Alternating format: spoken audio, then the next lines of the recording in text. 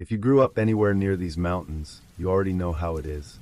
Folks don't sit around making up stories. They pass down the ones they can't forget. Tell me in the comments, where are you watching from, and what time is it for you right now? Kinda crazy when you think about it. All of us sitting in the dark, listening to the same story from different corners of the map. Go ahead and hit like and subscribe, so more people can find their way into these woods, even if they probably shouldn't. Alright, here we go.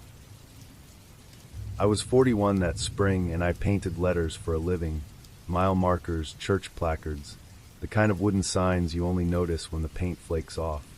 A probate hearing for an uncle's estate in Charleston got bumped at the last minute, and I had already told my clients I'd be off the grid for the day.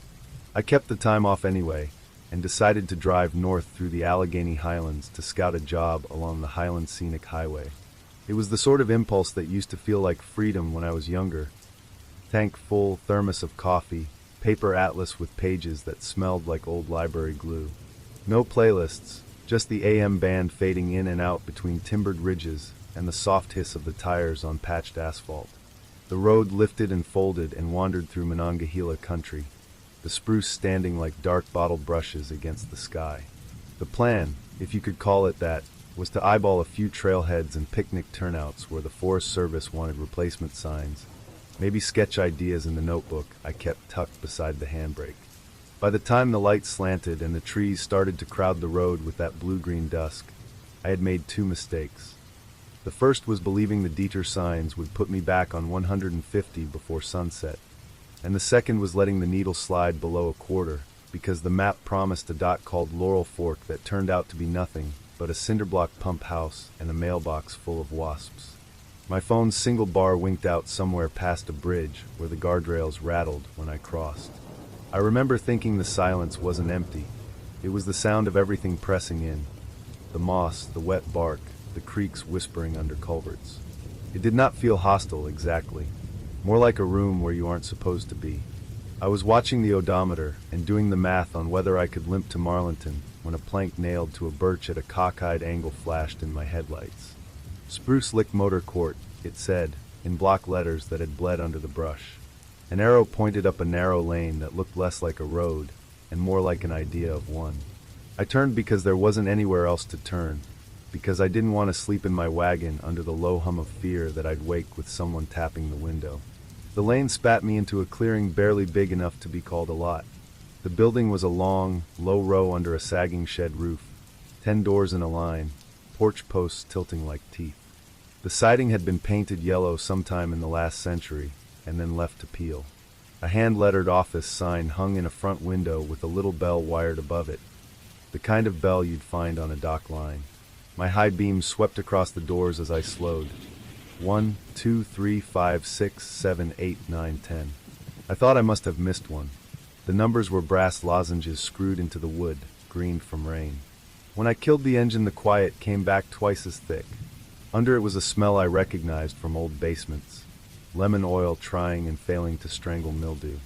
I took my overnight bag and the cash envelope I kept in my glove box for jobs and walked to the office door. The bell clanged when I pushed it, an oddly marine sound.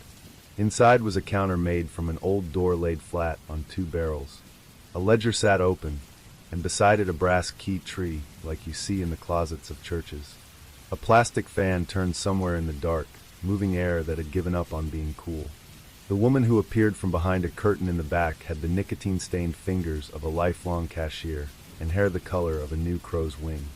She wore a cardigan even though it wasn't cold, and had a way of looking at me that felt like she was reading a word painted across my forehead. "Need a room," I said. "One night." "Cash," she said, and slid the ledger toward me. The page had columns for name, plate, room notes. The last written date was nearly 2 weeks old, but the hand that had written it was tidy and careful. I put down Lila Harrell, WV plate. She didn't ask for ID. She didn't count the bills I laid on the counter. She hooked a key from the little tree and gave it to me on a green diamond tag stamped 9 in crooked numerals. "You got fuel?" she asked. "Enough for morning," I said, which wasn't exactly an answer. "Use the chain at night," she said, and turned a page in the ledger with the delicate attention of someone who hates waste. "If anything needs seeing to, the bell works."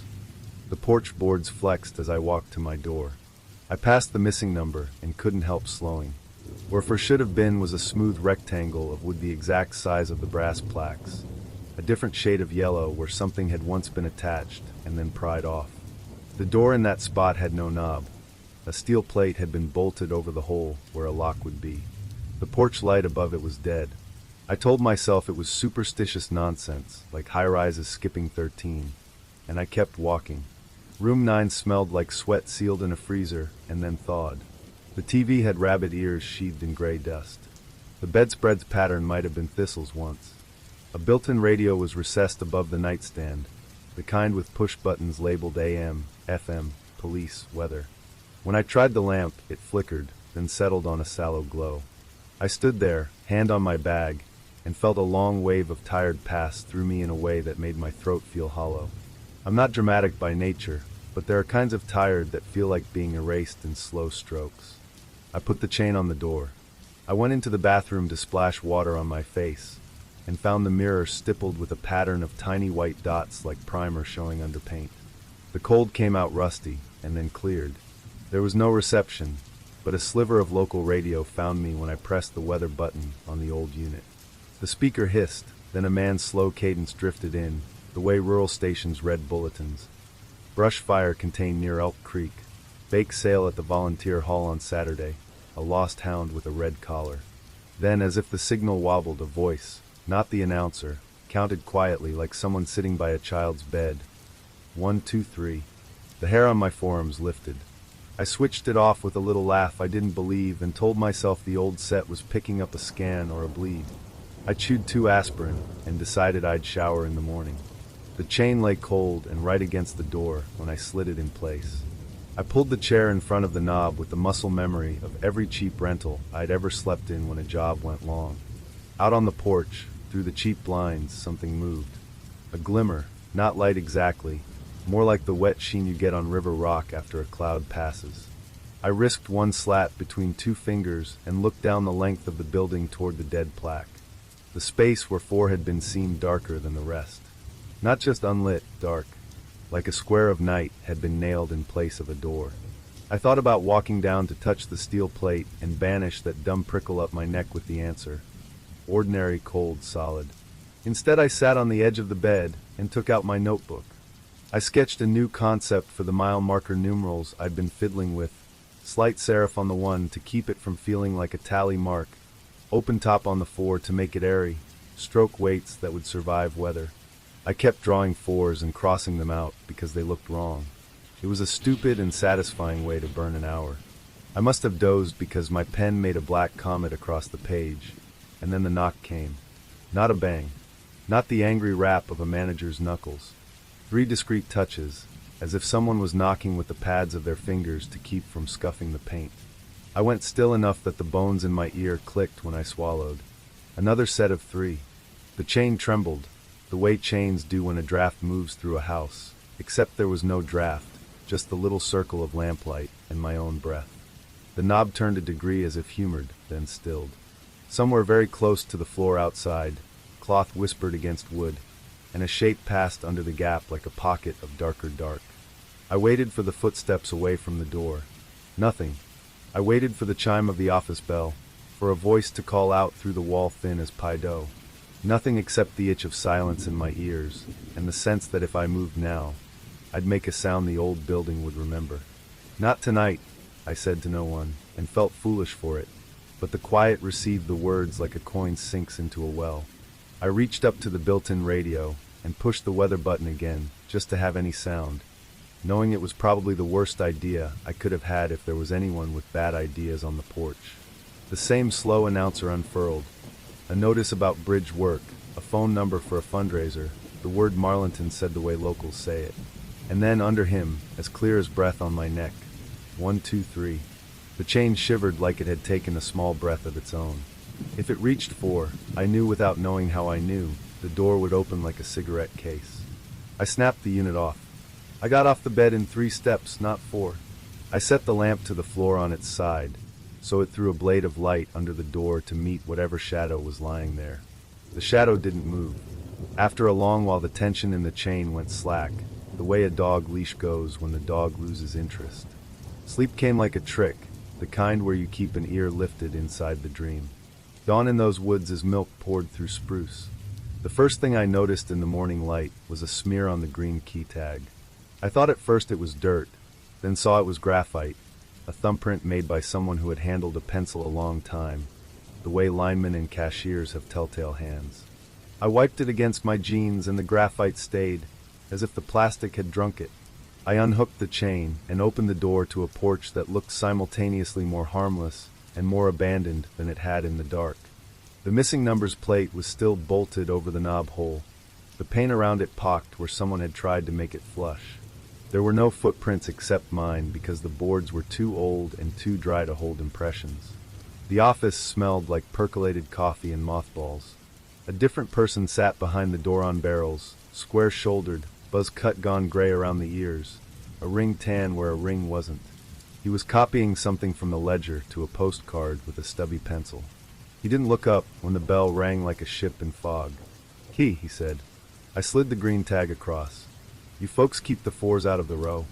I asked lightly, because I'd be damned if I was going to say I was frightened when the sun was doing its honest work on the porch. He looked up then, and his eyes were a kind of pale that doesn't tell you what color it is. He followed the direction of my thumb toward the dead plaque and back to my face. "We don't keep a four," he said, like repeating a sign on the wall that customers pretend they haven't read. He tapped the ledger, then reached behind him and unpinned a laminated evacuation map that had been sunburned to ghost colors. The ink was so faded you could read more easily where it hadn't been than where it had. The rooms were marked as boxes along a rectangle. The fourth box had been scribbled over with whiteout and then relabeled with a shaky 9. "Renumbered in 98, he said. "Before my time. Fewer arguments with folks that way." "What kind of arguments?" "The kind where they stand here telling me a door open that's welded shut," he said, and it would have sounded like a joke if he had smiled. He did not smile. "The kind where a wife goes out to smoke and never comes back and her husband explains the air smelled like pennies and he heard somebody counting in the wall. The kind where men with clipboards ask whether we've got cameras and we show them the cameras and all they see is a raccoon. We don't keep a four," he repeated, and slid the map back into place. "That's superstition," I said, but it didn't sound like I believed it either. "Ma'am," he said, and there was something soft and old in the way he said it, something like pity. "Superstition is when you throw salt. A rule is when you change the numbers on a thing because you can't change the thing." On my way to the car, I stopped at the dead plaque because it was in my nature to touch. The metal plate was cool, slick with dew at the edges, and warm at the center as if a hand had rested there long enough to heat it from the other side. When I pulled my fingers back there was graphite dust on my skin from nowhere I could see. I wiped it on the thigh of my jeans and told myself I was late to nowhere important. Half an hour later, high enough on the scenic highway to see valleys wrapped like swaddles, my phone shook itself back into life. The odometer had burned off miles I couldn't account for, but the map app showed a clean blue line like a well-behaved child. No motor court, no detour, just an uninterrupted thread between a bridge with rattly rails and a diner with a pie case where I finally ate something. I opened my location history and zoomed and pinched, and found nothing where the clearing should have been. I took a picture of my notebook and the smudged key tag in case I wanted to call myself a liar later, and then I ordered an omelet and washed my hands twice because the smell of lemon oil had married my skin.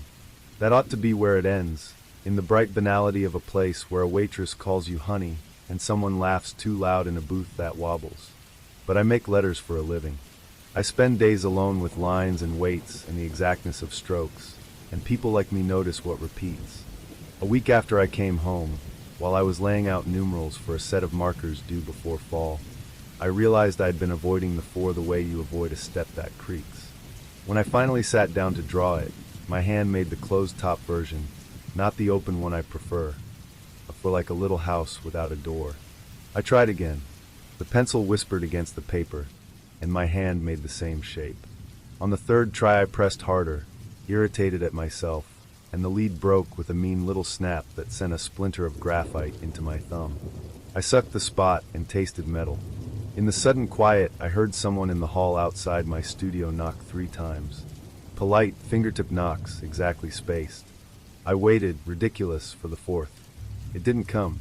It hasn't come yet. When I wash shirts from that trip, the thigh of the jeans I wore that morning at the motor court still carries a faint gray stain shaped like a thumb, no matter how hot the water. A client in Richwood sent a check with a note asking whether I could deliver their order to the old Spruce Lick cabins off 219. And when I called to clarify, the clerk on their end said, cheerfully, "That place burned down in '99, Miss Harrell. You must have it confused with some other cabins. Folks used to camp out there and fish." I ordered a county map thinking it would at least show the clearing where the septic field should be. On the new print, the lane is there in hairline gray, unlabeled, then ends in a shapeless blob of green like cartographers give to places they can't account for without a field check.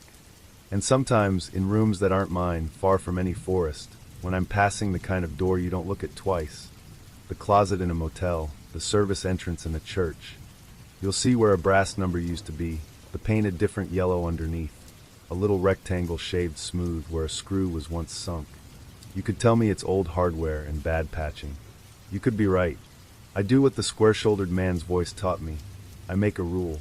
I won't make 4 of anything if I can help it.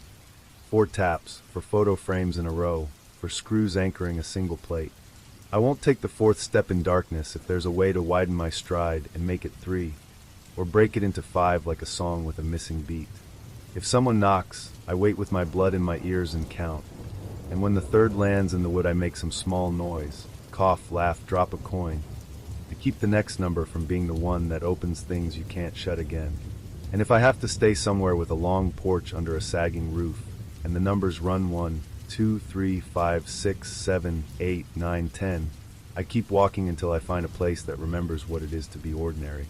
I take my key with its green tag like a scrap of river and hold it tight. And if my thumb comes away gray, I don't rub it on my jeans anymore. I go to the sink and wash until the water runs cold and the stain fades, and the knocking moves on to someone who hasn't yet learned that the number you remove from a thing doesn't make the thing forget itself. I was 39 when it happened, driving home from a seasonal job in Pittsburgh where I'd been painting barns and billboard siding through the summer.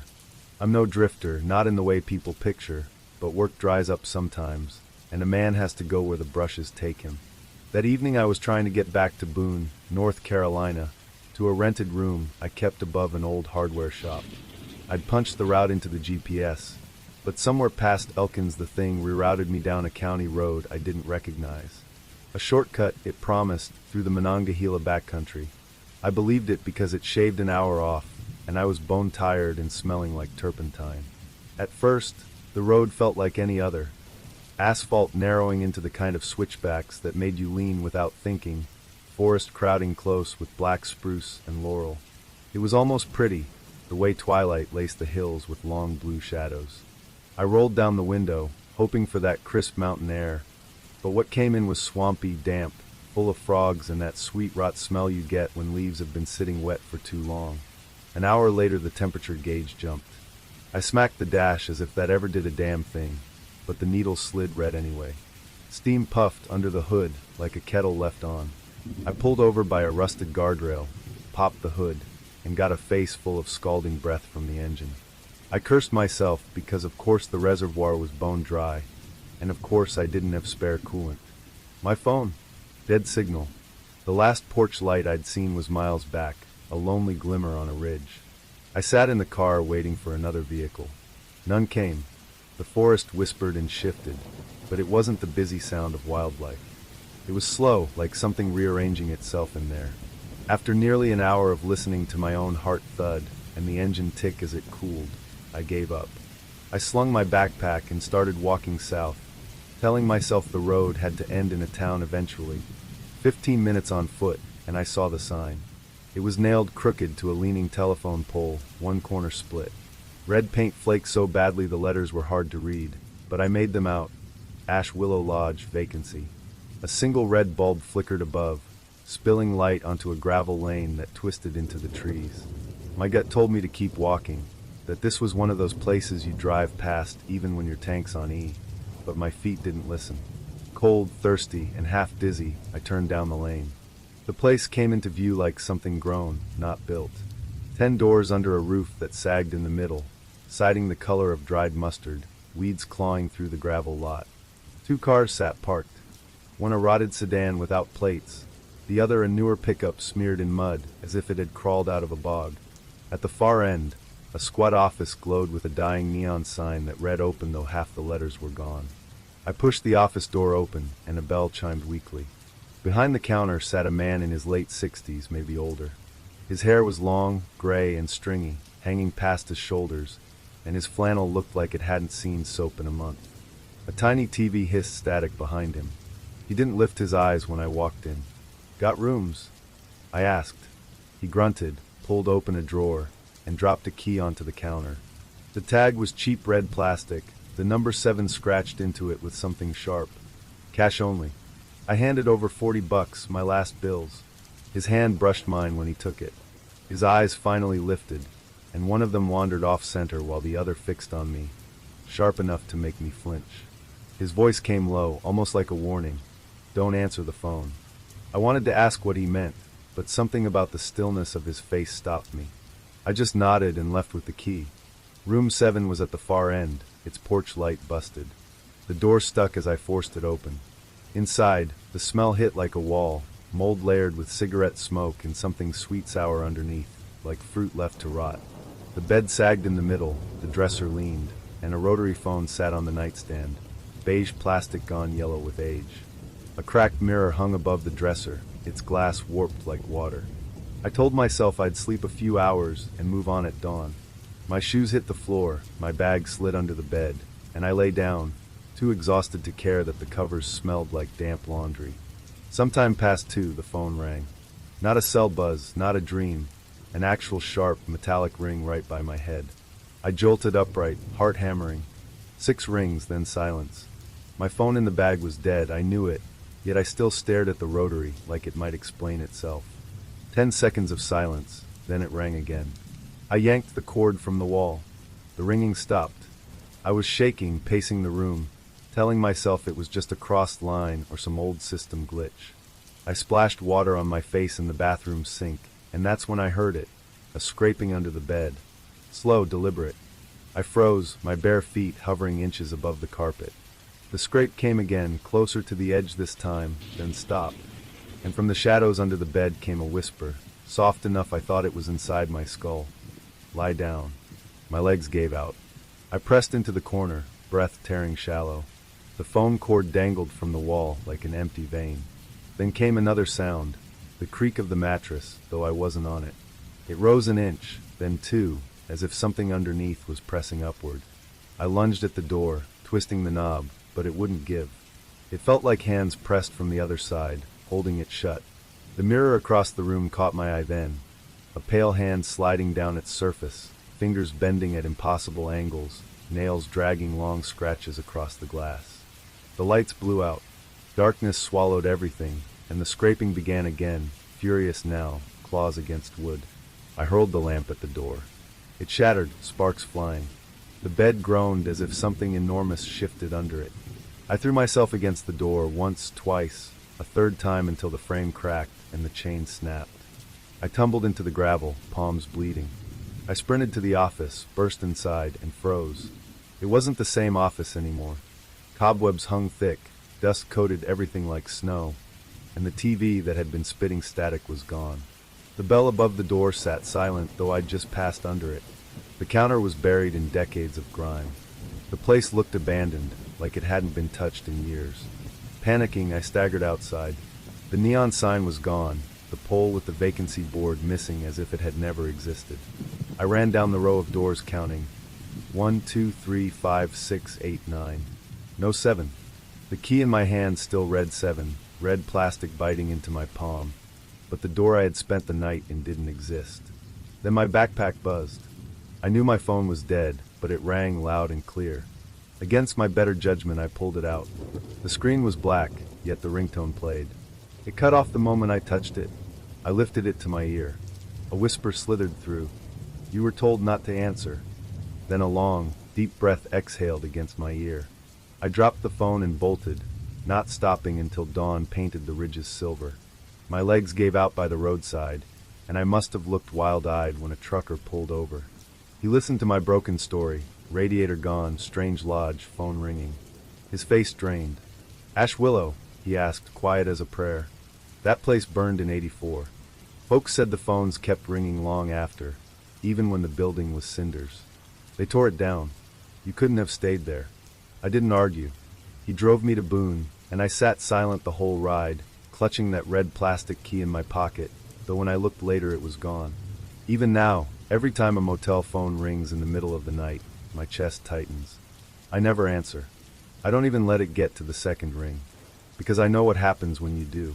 Something comes closer, scratching, waiting for you to follow the rule you didn't know existed until it was too late. And sometimes, when I'm painting house numbers or trail markers, my brush stutters at the 7. The stroke bends wrong, as if my hand remembers a number that doesn't exist anymore. I was 28 this summer. I finally caved to my sister's nagging. She had just moved to Black Mountain, North Carolina, for a new teaching job, and kept insisting I visit before the semester swallowed her whole.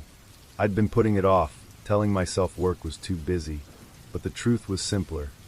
Long drives alone put me on edge. Still, guilt got the better of me. I tossed the duffel in the trunk and left Charleston later than planned, telling myself I'd still make it in by midnight if the traffic gods were kind. They weren't. By the time I passed Johnson City, dusk had rolled over the ridges.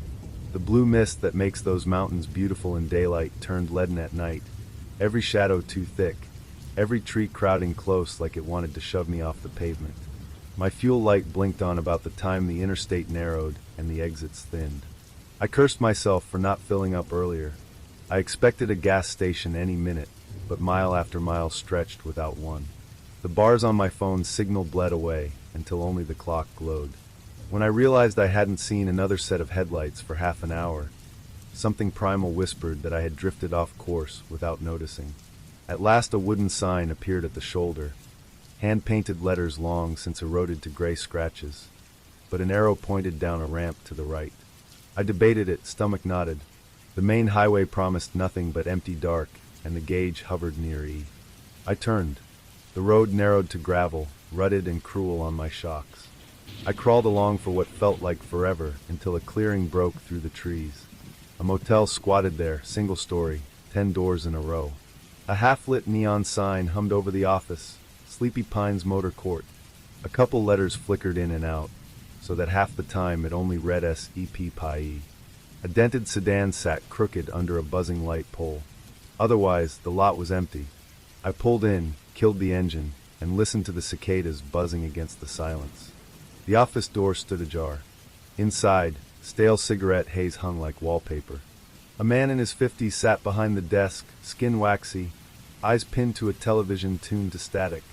He didn't look up until I cleared my throat. "You need a room?" His voice sounded hoarse, like he hadn't spoken in days. "Yes, just for tonight," I said. He slid a brass key across the counter. "Number 7, 50 cash." That was it. No paperwork. No license.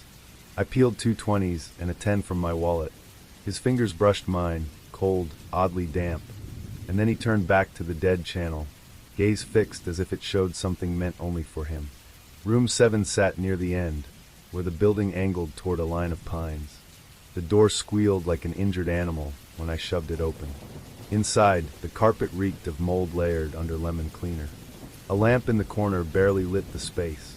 The bedspread, a faded floral, sagged in the middle as if dozens of bodies had left their imprint. The air conditioner rattled but blew nothing but damp warmth. I locked the door, double-checked the window latch, and collapsed onto the mattress, shoes still on. The drive had drained me enough that exhaustion outpaced nerves. I must have drifted, though I don't remember how. I do remember the footsteps. Slow, deliberate, gravel crunching outside. They paused every few beats, then resumed. I froze. My first thought was another guest. My second thought, after the footsteps stopped directly outside my door, was much worse. Minutes ticked. Finally the sound moved on, trailing toward the far end of the row. I convinced myself it was harmless, until 20 minutes later, when they came again. Same pace, same halts. This time I crept to the peephole. Nothing. Only the row of doors, the buzzing neon, the empty lot. On the third pass, adrenaline drowned caution. I yanked the door open. No one stood there. Only the doormat flipped backward, a corner folded like someone had searched beneath. I hadn't noticed a mat before. Kneeling, I pulled it straight. A Polaroid lay underneath. The photo showed my room. Room 7. The curtains drawn, the bed exactly as I'd left it, the lamp glowing dimly.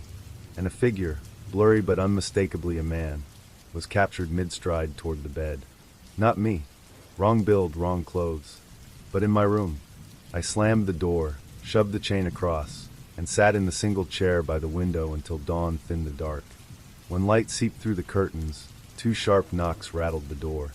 I jolted upright. Through the peephole I saw the desk clerk. He held a red plastic gas can in one hand. "Saw you were running low," he said. "Figured you'd need a top-off before you go." My mouth went dry. I had never told him my car was nearly empty. I cracked the door just wide enough to take the can, muttered thanks, and pushed it shut. He lingered a moment longer, eyes fixed on the doorframe, before shuffling away. That was enough. I stuffed my belongings into the duffel, left the key on the bedspread, and hustled to the car without glancing at the other rooms. When I reached the driver's side, another Polaroid waited under the wiper blade. My stomach dropped. It was me. In bed, eyes closed, mouth slack, the same blanket pulled to my chest. Someone had taken the picture while I slept. I peeled out of the lot, so hard gravel pinged against the undercarriage. I didn't slow until I hit pavement, and headlights from an oncoming truck proved the outside world still existed. In the next town, I pulled into a Shell station, filled the tank, and staggered inside for coffee. At the counter I asked the attendant if he knew a place called Sleepy Pines Motor Court. His brows pinched. "That old dump," he said. "Burned in '09. Took 3 people with it. Sheriff had to bulldoze the lot after. Nothing left but concrete and weeds." I managed a nod, left my coffee untouched, and drove on. I wanted to believe he was mistaken. Wanted to believe I'd simply stayed at some nameless backroads dive that coincidentally shared the name. But 2 Polaroids in my glove box said otherwise. I told myself I'd throw them away. Yet every time I reached for the crumpled paper sack that held them, dread crawled up my spine, like someone would know I'd discarded proof. 2 weeks later, back in Charleston, an envelope arrived in my mailbox. No return address. Inside, another Polaroid. Me again. This time I wasn't asleep. I was sitting at my kitchen table, coffee mug in hand, staring out the window at the magnolia tree in my yard. The angle was impossible, taken from behind me. I don't sit at that table anymore, and some nights, just before sleep, I hear the crunch of gravel outside my apartment door, the pause between steps. Always the same measured rhythm, always stopping just long enough to know I'm listening. I was 35 when I first stumbled into Larchwood, a town so forgotten you'd think the earth had been trying to erase it. I wasn't a trucker like some of the guys I knew. I worked maintenance runs for a telecommunications contractor. My job meant driving lonely backroads and crawling up towers to reset transmitters no one else wanted to bother with. It didn't pay much, but I liked the quiet. The ridgelines of West Virginia don't ask questions. They just fold you in. That night, I had finished a job near Stillwater and was meant to cut across to Beckley before heading home. My shoulders ached from 12 hours of climbing steel rungs and lugging gear, and I'd ignored my body until my left thigh went numb from clutching too long in stop-and-go traffic.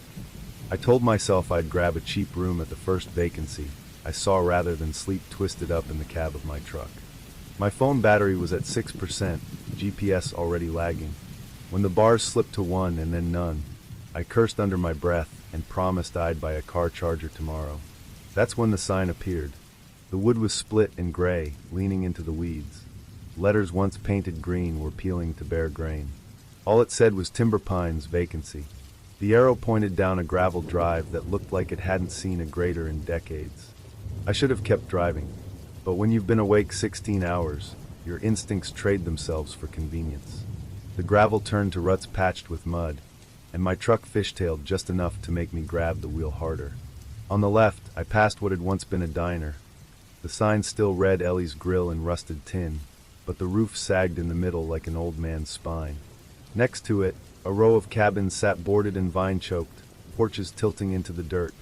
They looked less abandoned than deliberately shut up, like somebody had nailed them closed against something. The lodge came last.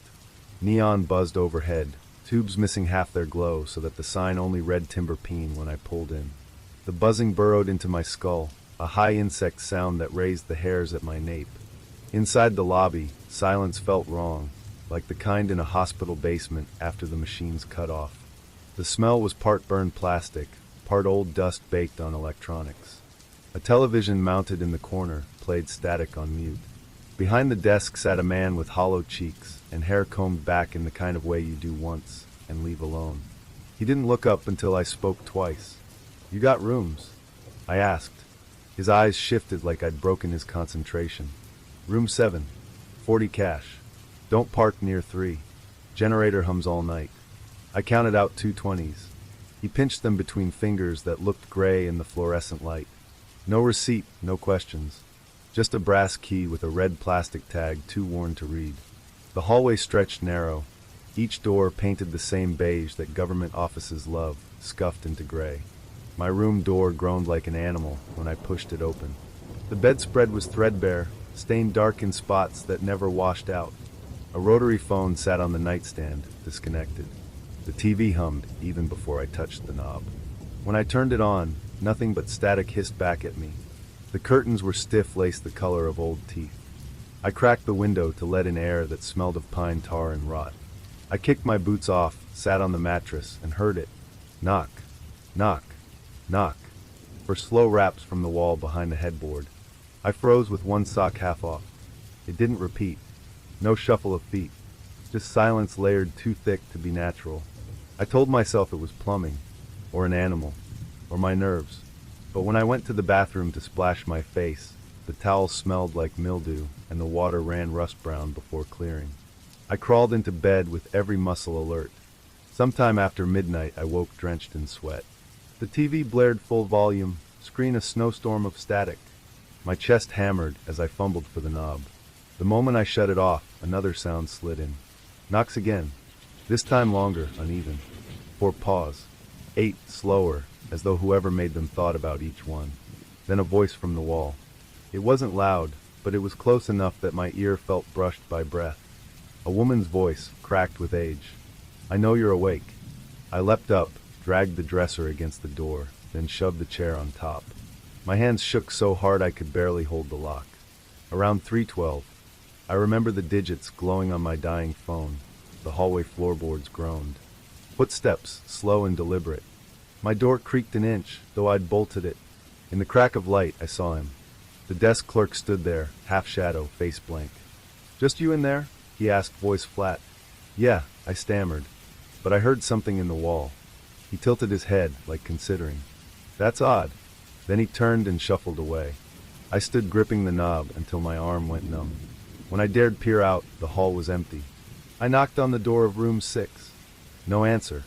The knob was cold, dust layering the hinges like it hadn't turned in years. Back inside, I slid the dresser tighter and sat listening. Silence pressed down like weight.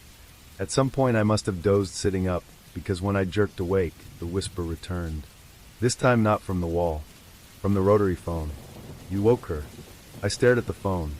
The line wasn't even connected. The voice came again, clearer. "She'll want you now." I grabbed my bag, tore the dresser aside, and yanked the door open. The clerk was there already, standing perfectly still, eyes hollow. "You woke her up," he repeated. Something moved behind him. The air in the hallway warped, like heat rising off asphalt. A shape, tall, bent, too thin, emerged from room 3, the one he'd warned me not to park near. Its hands dragged against the walls, nails raking soft grooves. Its mouth was wide but silent, lips moving like they were remembering speech. The clerk didn't flinch. "Don't stay," he said. His voice was heavy with resignation, as if he'd said it countless times before. I bolted. Barefoot, bag half open, I sprinted to the truck, slammed the key home, and tore out of the lot so fast gravel pinged my fenders. In the mirror, the neon sign flickered until the letters sputtered and died. I drove an hour before finding a gas station lit by buzzing fluorescents and cars in the lot. I slept in the cab with the seatbelt still across my chest. The next day, the rational part of me wanted proof. I called the county clerk's office, asked about Timber Pines Lodge. "Burned down in 2009, the man said after a pause. "Whole structure condemned. No rebuild. Why do you ask? I hung up before answering. But 2 nights later, back home, I woke to knocking. 4 knocks. Pause. 8 knocks. From inside my bedroom wall. I don't sleep in that room anymore. I was 31 the year I ended up in a job I hadn't planned on taking, working the night desk at a place called the Briarwood Lodge, tucked in the folds of the Blue Ridge near the Virginia-North Carolina line. I wasn't built for hospitality. I'd studied forestry, thought I'd end up tagging saplings and running controlled burns for the state. But a busted ankle and a string of bad luck kept me from trail work that season. My savings drained quick, and when I limped into a town called Brookhaven with a rattling old truck, I was desperate for anything that put a roof over my head. That's when I saw it. A scrap of paper taped to the window of a laundromat, edges curling from rain. Help wanted, night desk, cash pay. No business name, just a half-legible address written in marker. I copied it into my notebook, told myself it was temporary, and drove out to sea. The lodge wasn't marked on any map. If you didn't know where to turn, you'd miss the cracked gravel lane that led to it. 2 warped posts stood at the entrance with a sign that had once been whitewashed. You could still faintly make out the hand-painted letters, Briarwood. The whole thing sagged like it wanted to fall over. 8 rooms total, 4 on each side of a narrow office. The building looked like something forgotten after the 70s. Tobacco yellow siding, curtains faded into stiff fabric, air conditioners rusting into the walls. Walter and Nadine ran it, a couple in their 60s who lived in a tin trailer behind the lot. Walter wore flannel even in July. Nadine spoke so rarely I wondered if she'd once been talkative and had all the words drained out of her. They gave me room 8 and a brass key with a green plastic tag. $60 a night, Walter told me. Cash in an envelope. Don't ask for tax forms. The work was simple. Show up at 10, keep the desk until 6, hand over to Walter in the morning. I was free to eat whatever stale candy or soda the vending machine offered, and there were dog-eared novels stacked behind the counter. Most nights nothing happened. No guests, no calls, just the hum of the old refrigerator and the drone of cicadas outside. At first I thought the job was a blessing. Easy money, quiet hours, a roof. But by the 4th night, I noticed things that felt off. The lobby door's bell sometimes rang though no one entered. The curtains on the east row of rooms shifted when the air outside was still. And the landline, a beige rotary nailed to the counter, hummed faintly even when unplugged. It was the 5th night when a guest finally appeared. Around 11:30, the lobby door creaked open, and a man stepped in. Mid-30s, neat hair, gray flannel zipped to the throat. His face wasn't strange, but it was strangely blank, as if every expression had been ironed out. He said 2 words, "One night," in a voice so flat it reminded me of someone reading the weather. I slid the sign-in book across. He didn't hesitate, just wrote D. Paul in thick block letters. His cash was crumpled, mostly 5s, but the total was right. I gave him the key to room 3, and told him checkout was at 11. He didn't answer, only turned and walked down the left row, disappearing into the dark. By 1 in the morning, the bell above the door chimed. I looked up, startled. The door hadn't opened. No breeze, no footsteps. I stepped out, flashlight in hand, but the lot was empty. All the rooms were dark, except for room 3. Its curtains glowed faint yellow, like lamplight behind them. I knocked once, waited. Nothing. Knocked again, louder. Silence. I walked back, uneasy, and tried to read. At 2:09, the landline rang. Just once. I picked up. Static. Not steady, but pulsing, like someone exhaling through broken radio wires. "Hello?" I asked twice. No reply. Just that hiss. I hung up, unplugged the phone, set it on the floor. At 3:15, I glimpsed a shadow crossing behind room 3's curtain, quick, like pacing. When I stepped closer to look, it stilled. 10 minutes later, something moved across the lobby window, low and fast, as though crawling. My breath rattled. I flung the door open, but the gravel lot was empty. The curtain at room 3 swayed. Not from wind, it was too deliberate. I raised a hand to knock, and before my knuckles touched wood, a man's voice said, calm and close, "No." I froze, backed away, went to the desk and sat in that rigid chair until dawn, staring at the minute hand creep. When Walter came in, I asked about the man. "We had someone in 3, right? Paid cash? Signed as D. Paul?" Walter frowned. Nobody in 3 last night. I showed him the log. He opened the key drawer and pulled out the tag for room 3. Still there, never touched. You sure you gave him this one? He asked. I'm sure. He didn't argue. Just said, let's check. We walked to the door. He unlocked it. Inside, the bed was perfectly made, trash can empty, bathroom scrubbed. No luggage, no smell of anyone's presence. Except for one thing. The mirror above the sink bore a single wet streak down its center, like a hand had dragged through condensation. Walter stared, then locked the door and handed me the key without a word. That night I brought a notebook. I recorded every flicker, every sound. At 12:17, the curtain in room 3 shifted. At 1:43, the phone rang again, though it sat unplugged. At 2:31, the lobby light flickered once. When I stepped outside, room 3 was the only door with a glow beneath it. I didn't go closer. By dawn, I'd made my choice. I told Walter and Nadine I was done. They didn't protest, just handed me an envelope with 3 nights' pay and wished me luck. 2 weeks later, curiosity got the better of me. Driving back through Brookhaven, I tried to find the turn. I missed it twice before spotting a gap in the trees that looked narrower than I remembered. The gravel drive was overgrown, grass breaking through the cracks. The office windows were boarded, no sign, no cars. Every door was shut, except room 3. I got out, heart in my throat. I didn't knock, didn't open it. But something caught my eye under the mat. A key. Room 3. Same plastic tag. Same tarnished ring. I set it back down and walked away. You'd think that would be the end, but it wasn't. A month later, at a friend's apartment in Raleigh, I slept on their couch. At 3 a.m., their landline rang, though they didn't even pay for service anymore. I picked it up. Static. Then faint, a man's voice. No. I slammed it down, heart pounding. My friend stumbled out of the bedroom, asking what the hell was going on. I told him nothing. And now, whenever I pass a roadside lodge with its row of sagging doors and plastic key tags dangling like fishing lures, I look away. Because sometimes, just before I drift off to sleep, I hear it again, the soft sway of curtains when the air is still, the hushed scrape of a hand down a mirror, and that voice warning me in a tone flat as stone. No. And I think, maybe he isn't telling me not to knock. Maybe he's telling me not to stay. My name is Daniel, and I was 29 when I nearly ran out of gas in the middle of the Allegheny Highlands. I'd been driving from Lexington to a cousin's wedding in Roanoke, though calling it a wedding was generous. It was more of a backyard barbecue with rented folding chairs and an uncle officiating.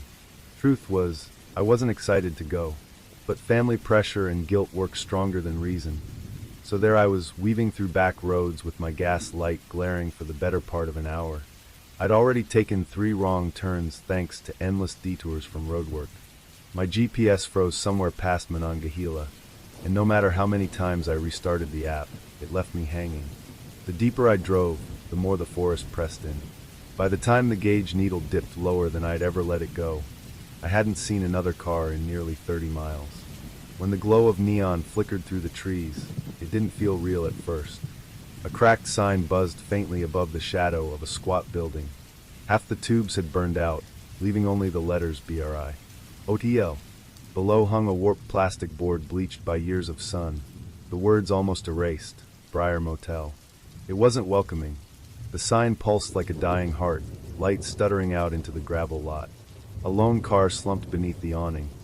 An old Chrysler with no plates, rust blooming across its frame like rot. My instincts screamed at me to keep driving, but the tank was nearly dry. There wasn't a choice. I left the engine running and stepped out. The gravel shifted under my boots with a crunch too loud in the stillness. Not even insects hummed in the trees. The quiet was too heavy, unnatural. Inside, the office was dim. Behind the counter sat a man in his 60s.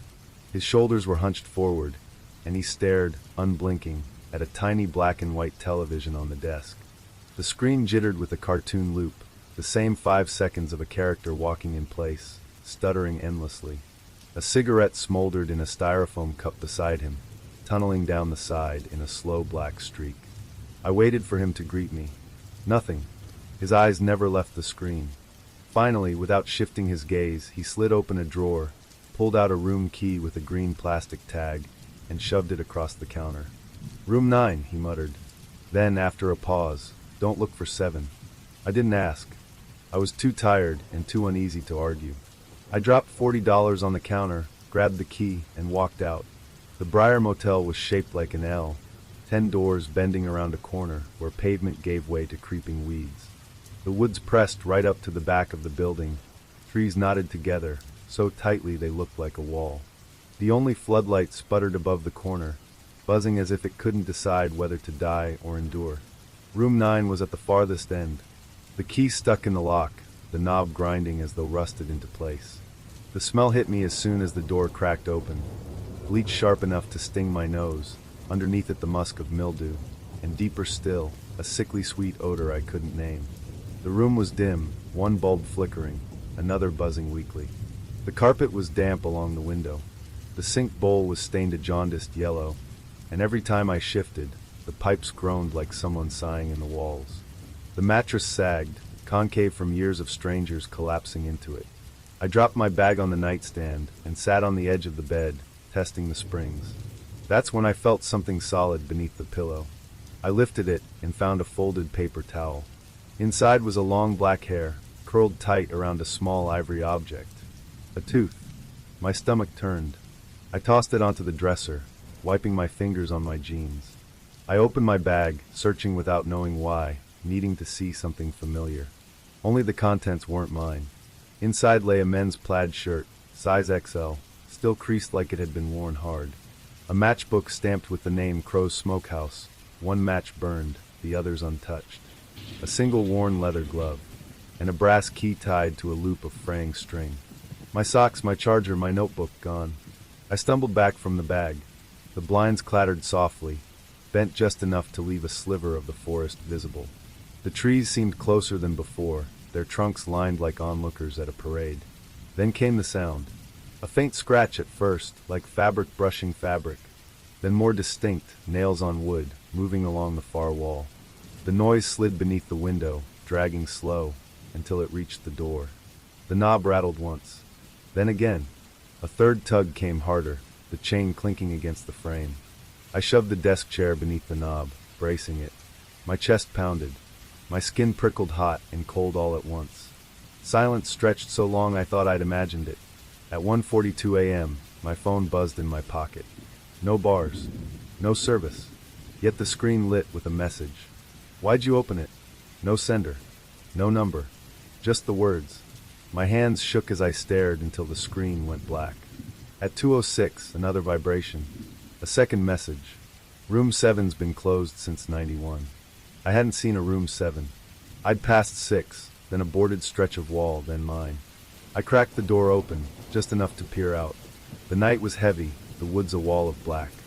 I stepped into the lot barefoot, whispering numbers as I passed them. Room 6. Then the blank section, planks nailed over, no knob, no number. But the outline of a frame was there, faint beneath the paint, like a scar. I reached out and tapped the wood before I could stop myself. A knock answered from the other side. I ran. Sprinting back to 9, I slammed the door shut, shoved the dresser against it, locked the window, and sat with my back against the far wall. The plaid shirt dangled from the chair, swinging slightly as though someone had brushed by it. I didn't sleep. By dawn, my bag was packed. I left the key on the desk, not looking at the man, not daring to ask questions. 2 weeks later, driving another back road, I pulled over at a diner. Something in me needed to know to make sense of it. The waitress was in her 70s, white hair in a braid, hands trembling as she poured coffee. I asked if she'd heard of the Briar Motel. She set the pot down slowly. That place. Her voice dropped. Burned out back in '91. Room caught fire. Nobody made it out of 7. I swallowed. But it's still there. I stayed. She shook her head. No, son. They tore it down. Nothing but weeds there now. I didn't argue. But sometimes at night, my phone lights up at 1:42, a text sliding onto the screen with no number attached. Always the same words, simple as a warning. Why'd you open it? I delete them every time, but they keep coming. And when I close my eyes, I hear the knock again, polite and patient, from the other side of a door that isn't supposed to exist anymore. I wasn't supposed to be out there in the first place. At 31, I had already gone from a steady job as a paramedic in Roanoke to patchwork gigs that barely kept rent paid. A back injury ended my ambulance work, and the compensation didn't stretch as far as it should have. Bills piled up, and pride only keeps you fed for so long. That's why I agreed to drive an old delivery van for a salvage yard in Salem, hauling crates of broken appliances and scrap metal to a buyer near the Kentucky border. It was the kind of run people took when they didn't care about paperwork or inspections. I cared, but desperation makes easy liars of us all. The route they gave me sliced through the Monongahela foothills, up narrow passes that GPS barely recognized. My phone service died 30 minutes out of town, leaving me with a paper map that smelled like mildew and somebody else's cigarette smoke. It was late October, and the forests were thick with skeletal trees, leaves in wet piles that bled color into the ditch water. Every town I passed looked one argument away from collapse: rusted water towers, grocery stores with letters missing from their signs, houses with blue tarps still nailed over roofs that must have leaked for decades.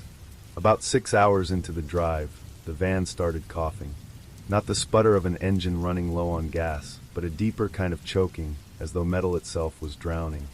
I tried coaxing it along, talking to it the way I used to with patients on long transports, but it gave out on a slope barely wide enough for me to pull onto. The silence that followed was absolute. No cicadas, no wind, just the faint tick of hot metal cooling. I killed the headlights, pulled my backpack from behind the seat, and debated my options. The last town had been 10 or 12 miles back. No service meant no tow, and no good Samaritan was going to happen by on this dead stretch. My boss wasn't expecting me until morning anyway. That left one option: walk. The air was already cooling fast, shadows thickening between the trees. I zipped my jacket and started down the road, the crunch of my boots too loud in the stillness.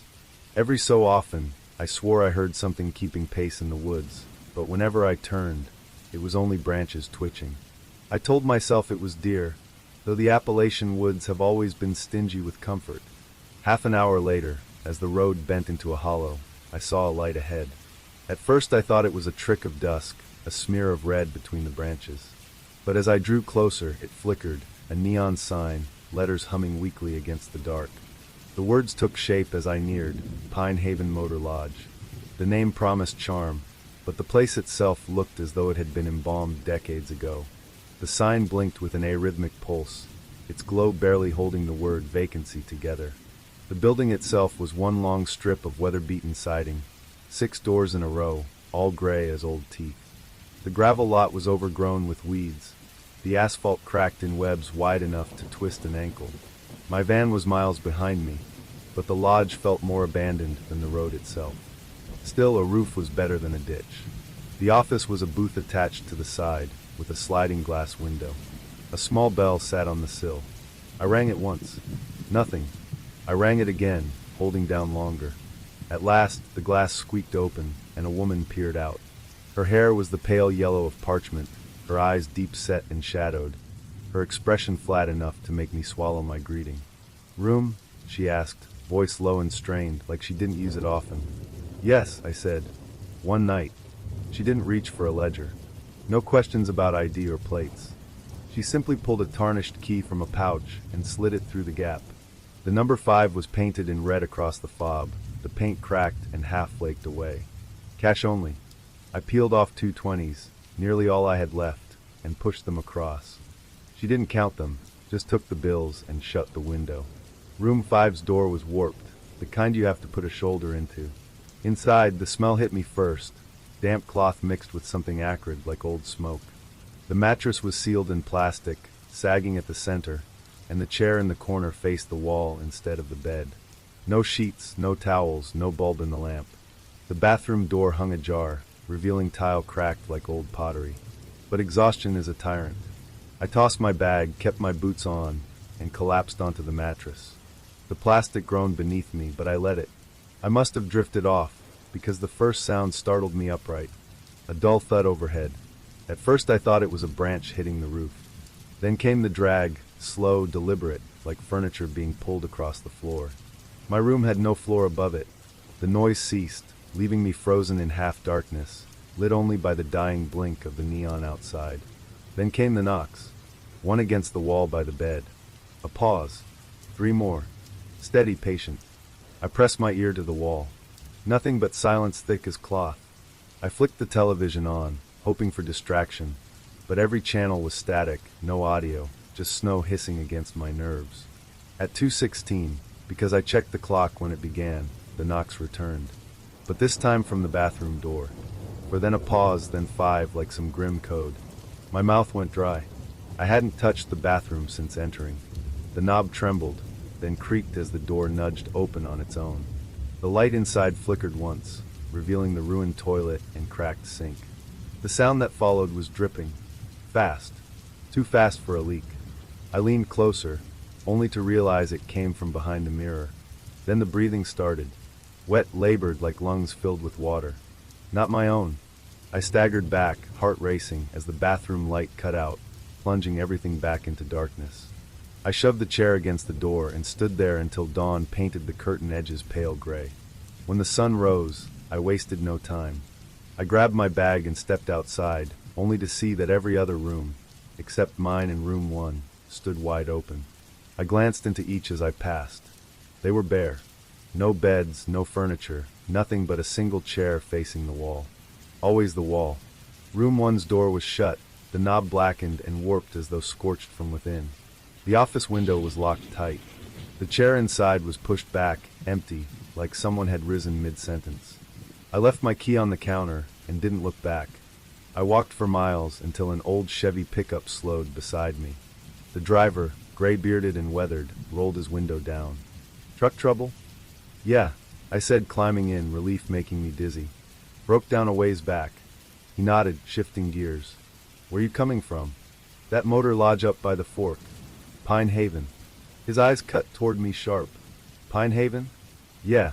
He didn't answer right away. His hands tightened on the wheel. "That place has been gone 10 years, he finally said. "Caught fire. Whole building went. 7 dead, though they only ever named 5. The rest, nobody claimed them. Locals say the chairs were still upright in the ashes." My stomach dropped. "No. I stayed there last night.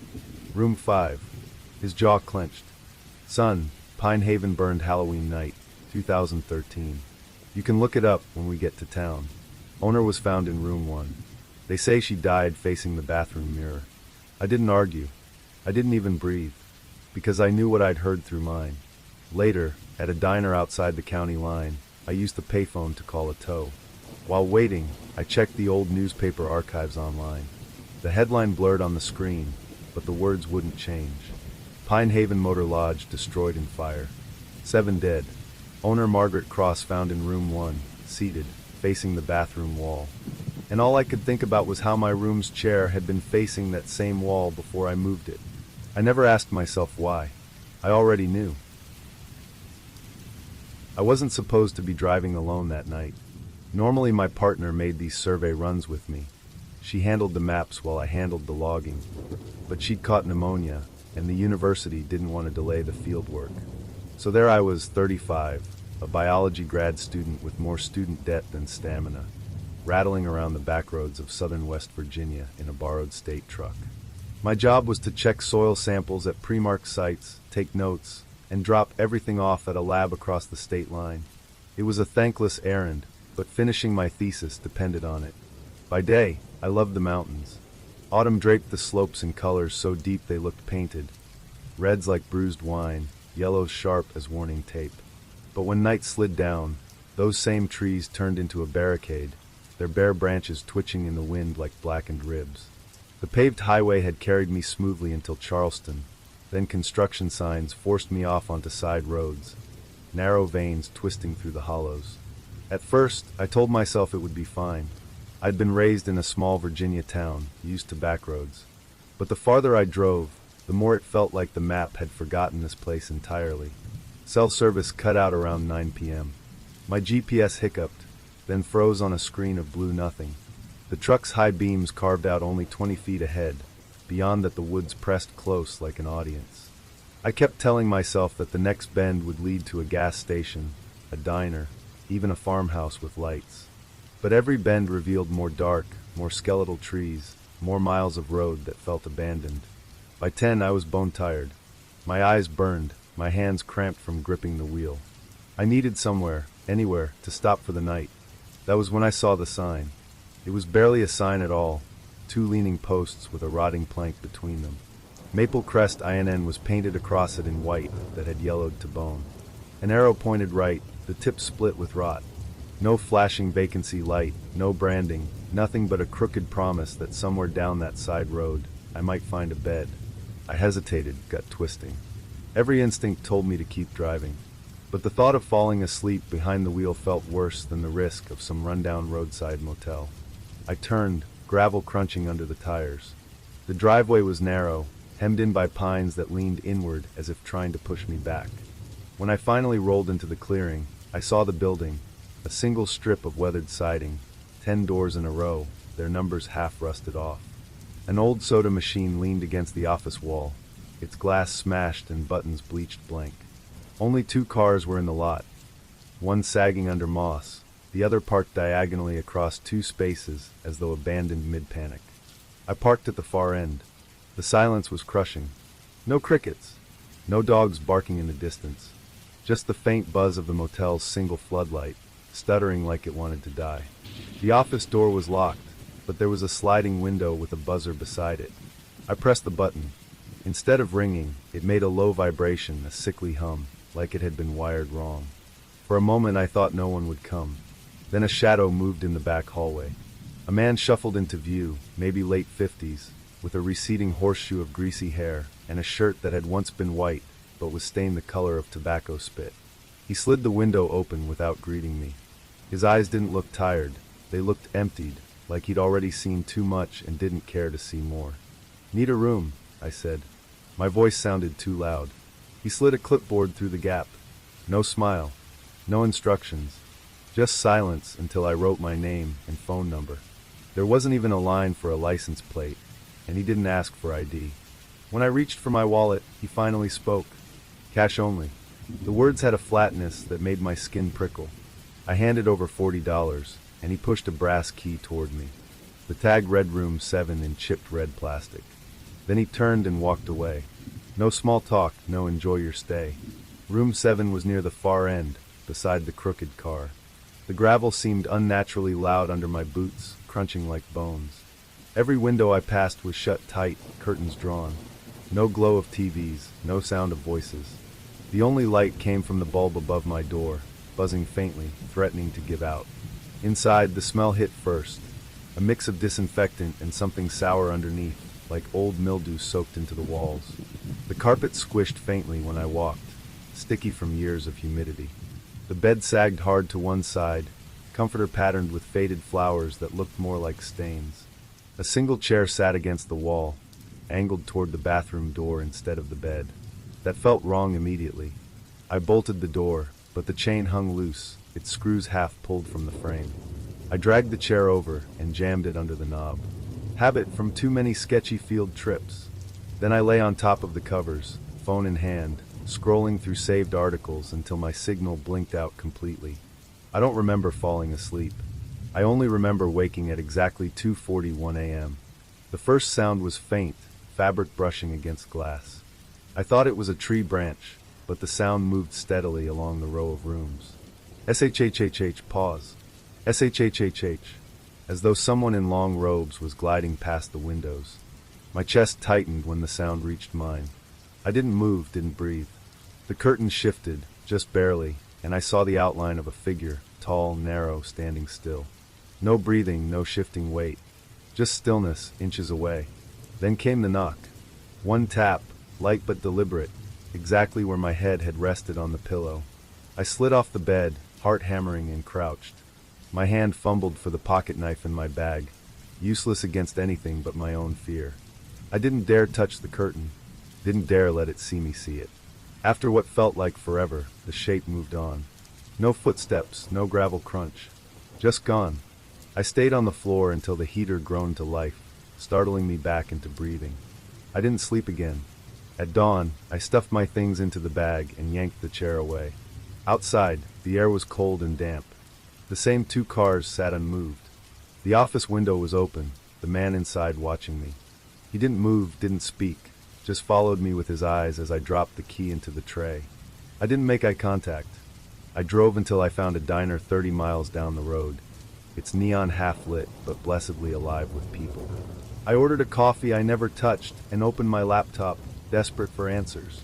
There was nothing official, no website, no listings. But on an old Appalachian travel forum, buried under threads about fishing spots, I found it, Maple Crest Inn. One post screamed in all caps, "Do not stay here. Bad things happen." A man wrote that his cousin checked in and vanished. The cousin's rental car was found in the lot, still packed, no sign of him. Room 3. Another post described whispering through the vents in room 8, voices that repeated the guest's name over and over, though he'd never given it to anyone. A woman claimed she saw tall figures in the woods behind the motel, carrying lanterns high but making no sound, weaving between the trees in perfect silence. Most replies were jokes, urban legend fodder, but one caught my eye. It said the inn had once been a staging post for a mining company decades ago. When the mine collapsed in the late 70s, 7 men were trapped. Locals swore the company housed grieving families at the inn while bodies were dug out. Not all the miners were recovered. Some said their wives never left the property, waiting for doors that never opened.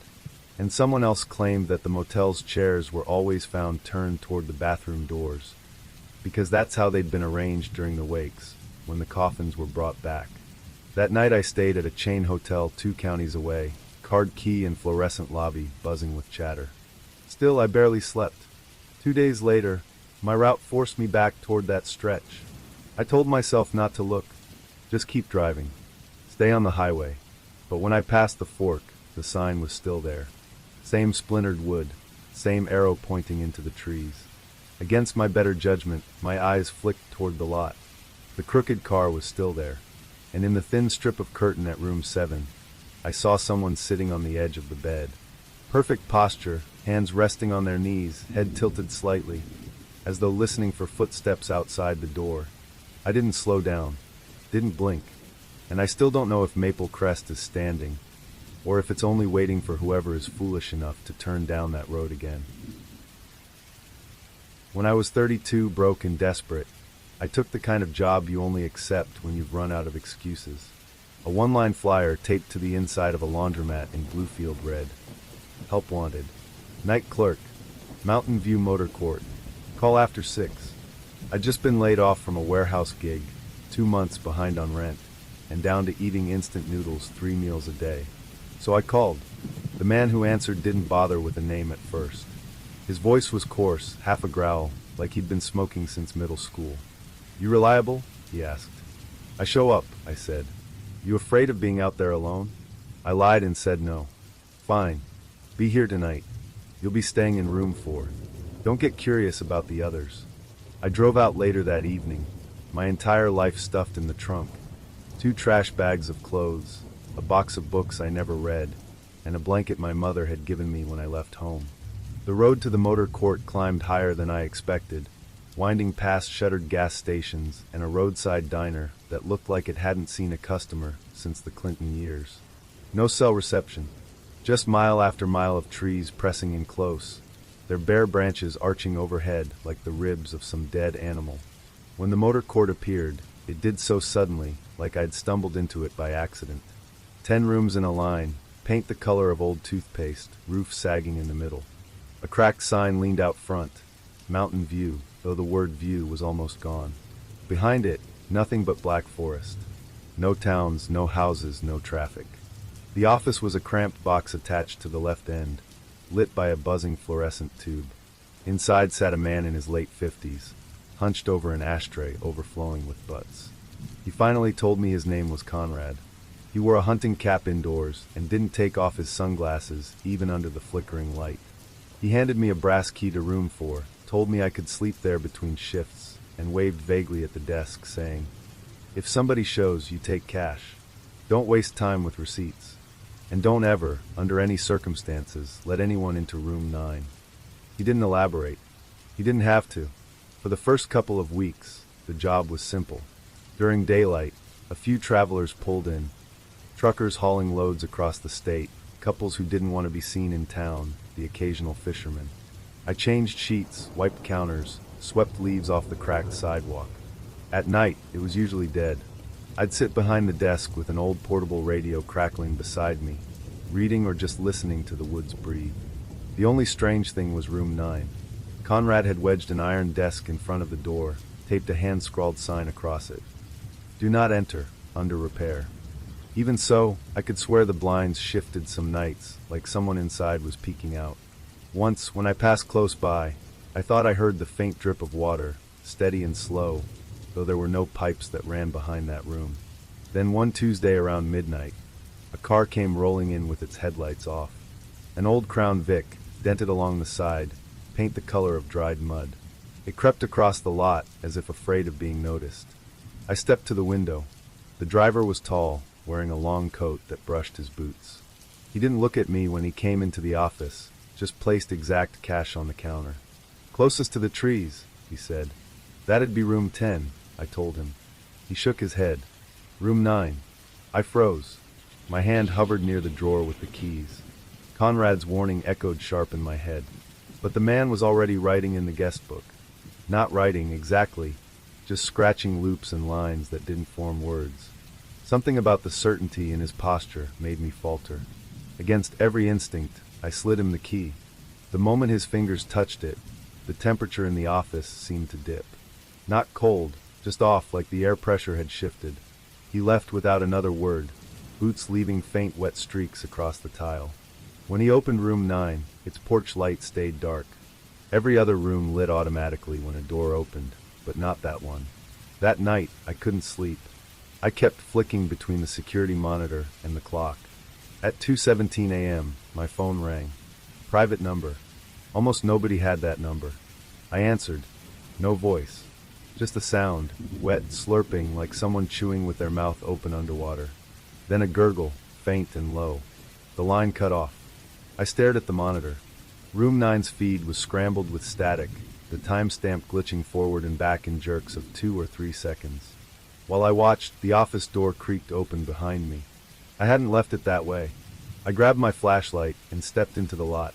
The air was colder than it should have been for October, and the pine needles swirled across the gravel like they'd been stirred by something unseen. The vending shed's door was swinging gently, though no wind blew. When I turned back, I saw him. The man in the coat stood behind room 9's blinds. Perfectly still, arms at his sides, staring out. His face was hard to see, shadowed, but I knew he was watching. Or waiting. I went back to room 4, shoved the dresser against the door, and sat awake until dawn. In the morning, the Crown Vic was gone. Room 9 looked untouched. Bed made, towels folded, but water pooled across the bathroom tiles, though the sink was bone dry. On the mirror, written through fog that hadn't been there seconds before, were 2 words, "Still here." I told Conrad. He didn't react, just rubbed his eyes and muttered, again. He told me to block the door with another desk, tape the sign bigger this time. The calls started after that. Always the same voice, distorted, neither male nor female. "Is he still there?" they'd ask. I never answered. If I hung up, the phone rang again minutes later, same question. When I unplugged the motel line, it shifted to my cell. I changed numbers. Didn't matter. "Is he still there?" One morning, I came to the office to find a crow nailed to the door. Its eyes were gone, its feet bound tight with fishing line. A Polaroid was pinned under its wing. The photo showed room 9's window. Behind the glass, the silhouette of the man in the coat, hands pressed flat against the blinds. I shoved the photo across Conrad's desk. He barely glanced at it before saying, "Don't open that room again." That night, my alarm went off at 3:11 a.m. I hadn't set it. My lamp flickered off, then back on 2 seconds later. The TV blared static, though I hadn't touched the remote. Then footsteps. Above me. Slow, deliberate. My room didn't have a second floor. At sunrise, I checked room 9 again. The blinds were raised halfway. On the mirror, a single word, "Soon." 3 days later, the knocking started. For knocks, spaced evenly, rattling through the wall of room 4. I looked out the blinds. The lot was empty. I lasted one more night. At dawn, I stuffed my things into my trunk, dropped the keys in the drawer, and drove off the ridge without telling Conrad goodbye. For weeks, I tried to bury it. Took day labor, drank too much, told myself it was stress. Then Conrad called. His voice was rawer than before. "Sheriff came," he said. "They found someone in room 9. My chest tightened. "The man?" "Don't know. No ID. No car. Just a body. Naked. Nails ripped down to the quick. Walls clawed to concrete." He paused. I could hear him light a cigarette, exhale. On the mirror, written dead center, Urian. That was the last time I spoke to him. 2 weeks later, someone told me the motor court had shut down. When I tried driving back up the ridge, the road was chained off. Sometimes, though, late at night, when my phone buzzes with a blocked number, I pick up, even though I swore I wouldn't. The line crackles, and that voice asks again, "Is he still there?"